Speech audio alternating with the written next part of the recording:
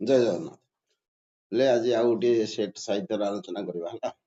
देख question number 1 Gandhiji मातृभाषा कौन पर मन करथिले? ऑप्शन ए मातृस्तन्य पर। श्री रामकृष्ण यह धाम त्याग कला को नरेन केते वर्ष हेतिला? 22 वर्ष। 3 नंबर क्वेश्चन स्वामीजी एकाधिक बार तांको शिष्य मानु कहा कथा कहिथिले? ऑप्शन डी बाईजी कथा है। 4 कनकलता उपन्यास रचयिता किए? नंद किशोर बल है। क्वेश्चन 5 ओडिया साहित्यर प्रथम पूर्णांग उपन्यास ना कौन? पद्ममाली है। 6 शिक्षित लोक पल्लीर कर्म योजना अंशग्रहण न करि परिवार कारण कौन? ना ए मानसिकतार परिवर्तन हेतु है। 7 भल विश्ववासी हेबार मूल सुबांडी कौन? है भल ग्रामवासी हेबा। ऑप्शन ए है।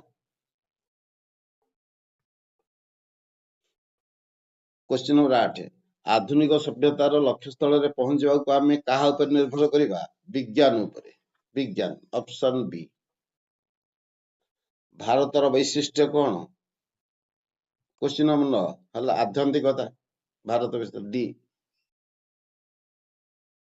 क्वेश्चन नंबर 10 शासित को शासक ठारू किए दूरे रखिछि बोली लेखक कहिसेंती इंग्रजी भाषा। ऑप्शन सी है। तापर देखो बेबीर बयस केते? बेबीर बयस केते ना डी 9-10 वर्ष हम है। तापर देखो किए क्षीणरागी बोली महापात्र कहिसेंती? 12 number baby. बेबी क्षीणरागी बोली कहिसेंती है। तापर देखो सुब्रत क्वेश्चन नंबर 13 सुब्रत केते टंडा आमलेट करबा प्रीति कहितले? 12 टांडा है। तापर क्वेश्चन नंबर 14 सांबंक पिता ना कौन? सांब पिता नाम होते कृष्ण।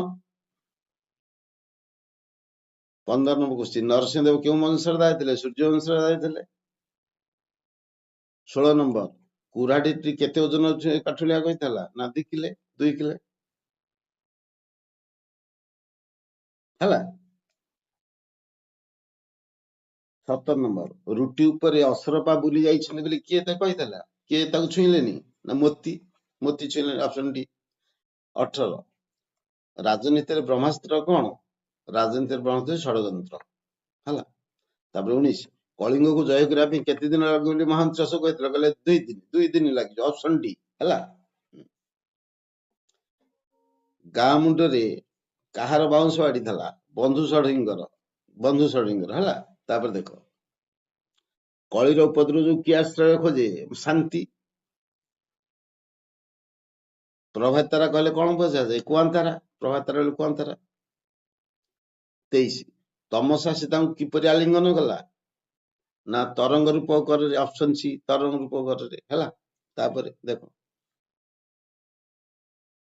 कवि विजयमाला क्या पिंधि 24 बंधन। ऑप्शन ए बंधन हरा मान है।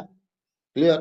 तापर देखो 25 कवि अनंत पट्टनायक सृष्टिर अंतस्वर केउटी? मानववादर जयगान। तापर देखो 26 गुरु रामदास प्ररोचन लक्ष्मीकांत क्यों मनुष्य करते? ना संगीत। ऑप्शन डी संगीत। क्लियर। उत्कल मारभूमि 27 देखो उत्कल मारभूमि क्या द्वारा मंडिता? ना सुंदर मंदिर मानक द्वारा मानक है। 28 रावणर वार्ता नहीं अंगद किए आसते? किए जाइए? सुकोषण। 29 श्रीराम संख्या केते बोली मंत्री द्वय कलना कले? लक्ष कोटी। सी लक्ष कोटी संख्या है। तापर 30 है। 30 है दिगांगन मैंने क्यों वस्त्र प्रधान कर? ना चंद्र रूप किरण पाटशाढ़ी। 31 काली पड़ता विजयर कलिकता जीवा हेब। विजय कलिकता जीव हेले कर्तवाच्य ବିଜୟର କଲିକତା ଯିବା ହେଲେ କର୍ମବାଚ୍ୟ ଅପସନ ଏ। ଆଜି କି ଟାଣ ଖରା ବିସ୍ମୟ ସୂଚକ ବାକ୍ୟ। ଆରେ କି ଟାଣ ଖରା ବିସ୍ମୟ ସୂଚକ ବାକ୍ୟ, ବିସ୍ମୟ ସୂଚକ ଚିହ୍ନ ଅଛି। ତାପରେ 33 ସ୍ୱାର୍ଥ ସାଧନ ପରେ ଆଗ୍ରହ କମିଯିବ, ଅର୍ଥ କାମ ସଇଲେ ବାହାର ସଇଲେ ବେଦି ମୁହଁ ପଡା। 34 ବାକ୍ୟର ପ୍ରତ୍ୟେକ ଅଂଶକୁ କଣ କହନ୍ତି? ପଦ। 35 ଗୋଟିଏ ମାତ୍ର ସମାପକ କ୍ରିୟା ଥିଲେ ତାକୁ କଣ କହିବା? ଗୋଟିଏ ମାତ୍ର ଥିଲେ ତାକୁ କହିବା ସରଳ ବାକ୍ୟ। 36 ଦେଖରେ ନଳିନୀ ନଳିନୀ ନଳିନୀରେ ପୂରିତ ଭ୍ରମନ୍ତି ଭ୍ରମରେ ଭ୍ରମରେ ଭ୍ରମରେ ସ୍ମିତ। ଏଟା କଣ ନା ଶବ୍ଦ। ନଳିନୀ ଗୋଟେ ଶବ୍ଦ, ଇଏ ଗୋଟେ ନଳିନୀ ନଳିନୀ, ଭ୍ରମରେ ଭ୍ରମରେ ଭ୍ରମରେ। ତାହେଲେ କଣ ନା ଏଟା ହଉଛି ଯମକ ଅଳଙ୍କାର। କାହିଁକି? ଯଦି ଅକ୍ଷର ବ୍ୟଞ୍ଜନ ବର୍ଣ୍ଣ ବାରମ୍ବାର ପୁନରାବୃତ୍ତି ହବ ସେଇଟା ହେଲା ଅନୁପ୍ରାସ। ଉତ୍କଳ କମଳା ବିଳାସ ଦୀର୍ଘିକା ମରାଳ ମାଳିନୀ ନୀଳାମ୍ବ ଚିଲିକା। ଯଦି ଶବ୍ଦ ଗୁଡିକ ବିଭିନ୍ନ ଅର୍ଥ ଏବଂ ବାରମ୍ବାର ଅର୍ଥ, ଇଏ ନଳିନୀ ଅର୍ଥ ପଦ୍ମ ଜାତୀୟ ସ୍ତ୍ରୀ, ଇଏ ନଳିନୀ ଅର୍ଥ ପୁଷ୍କରିଣୀ, ଇଏ ନଳିନୀ ଅର୍ଥ ପଦ୍ମ ହେଲା। ଇଏ ଭ୍ରମରେ ଅର୍ଥ ଭ୍ରମର ମାନେ, ଭ୍ରମର ବୋଲେ ଭୁଲ ବଶତଃ, ଏ ଭ୍ରମର ବୋଲେ ଭଉଁରୀରେ, ଭିନ୍ନ ଅର୍ଥ ହଉଛି ହେଲା। ଏରା ଯମକ ଅଳଙ୍କାର। ପଦ ମଧ୍ୟରେ ଏକାଧିକ ବ୍ୟଞ୍ଜନ ଉଚ୍ଚାରଣ କହିଥିଲି, ବ୍ୟଞ୍ଜନ ବର୍ଣ୍ଣ ବାରମ୍ବାର ଏକାଧିକ ବ୍ୟଞ୍ଜନ ଉଚ୍ଚାରଣ ସେଟା ଅନୁପ୍ରାସ ଅଳଙ୍କାର। ଦେଖି ନବ କାଳିକା ବକାଳି କାମାଳି କାଳ କ ଇତ୍ୟାଦି। ଲୁଣି ମଣି ଲିଣି ମଧୁସ୍ୱର କୁ ଶୁଣି ମୋ ବିଷମ ଶିଶୁର କୋଳ ସେଗୁଡା। ଦେଖ ଚିତ୍ରଟି କଣ ଅସୁନ୍ଦର? ତାର ଏଇଟା ପ୍ରଶ୍ନ ଚିହ୍ନ ଅଛି, ପ୍ରଶ୍ନୋତ୍ତର ବାକ୍ୟ ଆଉ ବି। ଆଉ କେଉଁଠି ତୁଳନା ଖୁଣ୍ଟ ପରି ଠିଆ ହେବା, ଶୁଆ ପରି ଘୋଷିବା, ଅପସନ ଏ। ତୁଳନା ହଉଛି ଗୋଟେ ଜୟ କରିବାର ଇଚ୍ଛା, ଜୟ କରିବା ଇଚ୍ଛା ନା ପିଲା ଜିଗିସା। 40 ନମ୍ବର ଜୟ କରିବାକୁ ଇଚ୍ଛୁକ ବ୍ୟକ୍ତି ହେଲା ଜିଗିସୁ, ଜୟ କରିବାର ଇଚ୍ଛା ହେଲା ଜିଗିସା ହେଲା, ଜିଗିସା ଅପସନ ଏ ଜିଗିସା। ଜିଜ୍ଞାସା ହେଲା ଜାଣିବାର ଇଚ୍ଛା। କ୍ଲିୟର? ତାପରେ ଦେଖ 41 ସେ ମୋ ସମ୍ପତ୍ତି ଉପରେ କଣ ଆଖି ପକେଇଲାଣି, ବୋଲେ ଲୋଭ କଲାଣି, ଆଖି ପକେଇଲାଣି ରୂଢିଟା।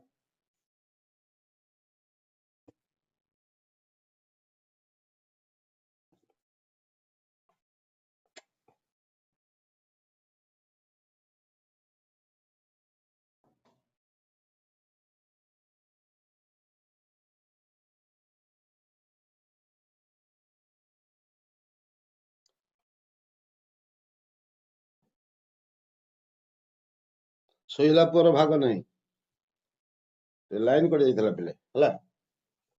ଶୋଇଲା ପୁଅର ଭାଗ ନାହିଁ, ଶୋଇଲା ପୁଅର ଭାଗ ନାହିଁ ହେଲା। ତାପରେ ଦେଖ